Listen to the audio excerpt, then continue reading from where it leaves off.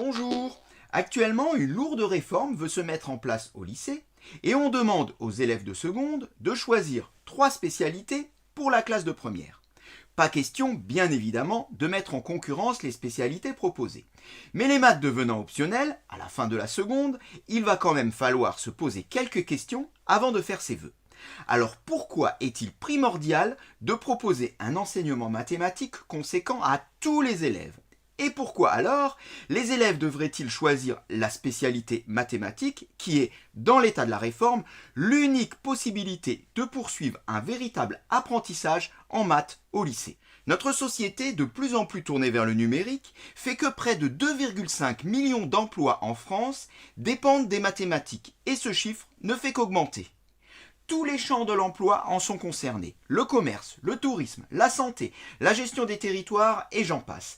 Notre société aujourd'hui, de plus en plus basée sur l'information, la gestion de données, le big data bien sûr, l'intelligence artificielle, baigne dans un environnement de haute technologie. Et les métiers de demain, dans tous les domaines, auront plus que jamais besoin des mathématiques. Il est donc essentiel de donner au plus grand nombre de jeunes des outils pour comprendre le monde dans lequel ils vont vivre. Et ceci passe par le développement de l'esprit scientifique. Compter, estimer, critiquer, valider, modéliser, comprendre l'abstraction bien sûr, raisonner encore, argumenter.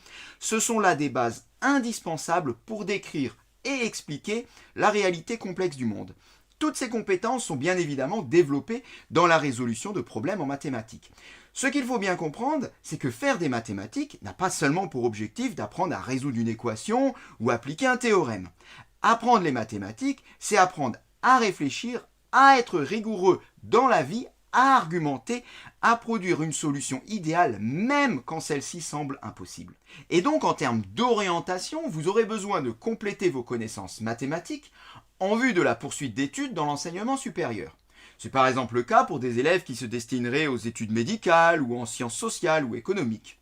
Et compte tenu de la présence importante des mathématiques dans de nombreux cursus post-bac, non nécessairement scientifiques, il va falloir se poser la bonne question, dès maintenant, est-ce que je prends le risque de ne plus avoir un enseignement en maths après la classe de seconde ?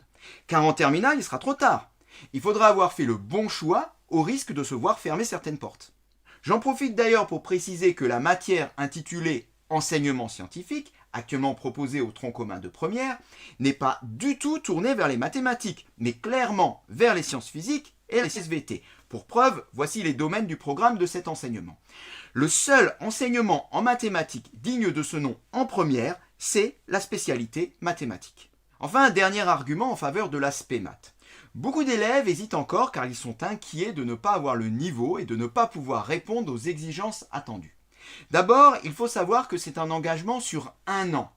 La réforme veut que parmi les 3 spécialités de première, les élèves n'en gardent que 2 en terminale. Donc, si vraiment ça se passe mal en première, il y aura toujours la possibilité de ne pas continuer l'aspect maths en terminale. Et si on le souhaite, de choisir une option qui s'appelle mathématiques complémentaires en terminale. Celle-ci est beaucoup plus accessible et ainsi les élèves qui ne se destinent pas à des études scientifiques mais qui auront quand même besoin de maths dans leurs études pourront maintenir leur niveau. Et pour terminer, je voudrais ajouter que faire des maths, c'est aussi se faire plaisir. Oui, absolument, c'est possible. Les mathématiques sont belles et élégantes, il faut juste apprendre à les aimer. Et pour cela, ne pas trop se mettre la pression. Tout le monde n'a pas besoin d'avoir un 15 sur 20 ou plus. Je dis souvent d'ailleurs, si un élève a obtenu un 9 ou un 10, eh bien c'est qu'il a déjà réussi et compris la moitié. Et là, il faut en être fier. Voilà, maintenant, il faut faire le bon choix.